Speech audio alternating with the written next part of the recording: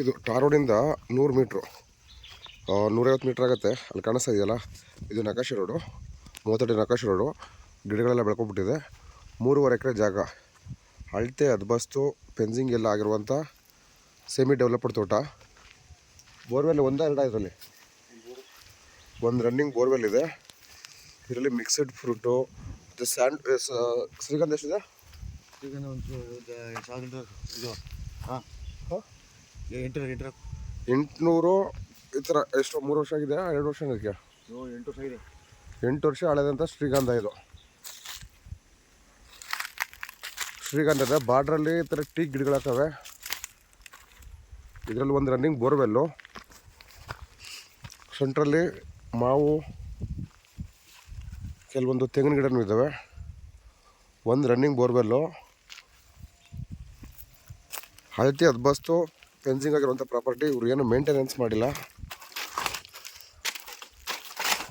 ಈ ಥರ ಬ್ಯಾಕ್ ಡ್ರಾಪಲ್ಲಿ ಒಂದು ಒಳ್ಳೆ ಬೆಟ್ಟ ಇದೆ ನೋಡಿ. 8 ವರ್ಷದ ಶ್ರೀಗಂಧ ಇದು.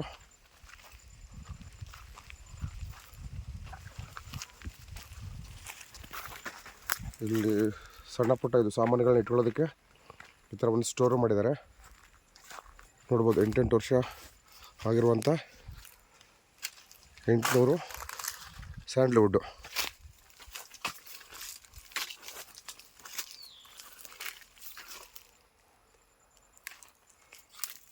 ಬಸ್ ರೋಡಿಂದ 150 ಮೀಟ್ರು ಒಳಗಿರುವಂಥ 3.5 ಎಕರೆ ಪ್ರಾಪರ್ಟಿ.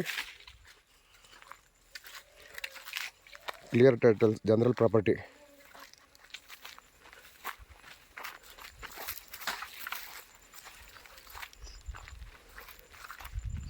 ಸೊ ಬೆಂಗಳೂರವರು ಏನೂ ಡೆವಲಪ್ಮೆಂಟ್ ಮಾಡಿಲ್ಲ.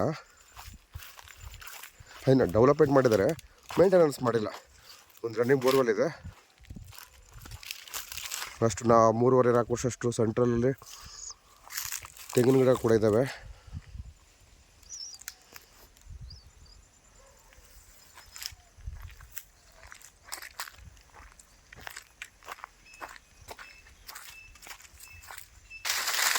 ಟಿ ಸಿ ಜೀವನ ಟಿ ಸಿ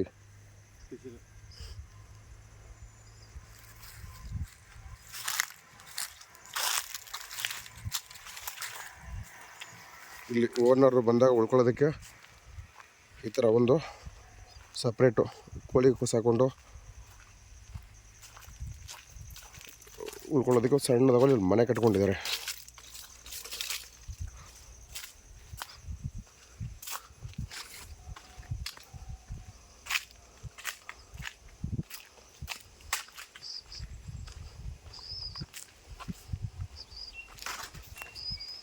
ಮೂರುವರೆ ಎಕರೆ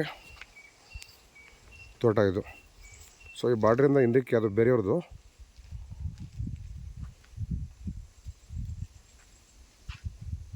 ಮಳವಳ್ಳಿ ತಾಲೂಕು, ಬೆಂಗಳೂರಿಂದ ಎಕ್ಸಾಕ್ಟಾಗಿ ಇಲ್ಲಿಗೆ 100 ಕಿಲೋಮೀಟ್ರ್ ಆಗುತ್ತೆ.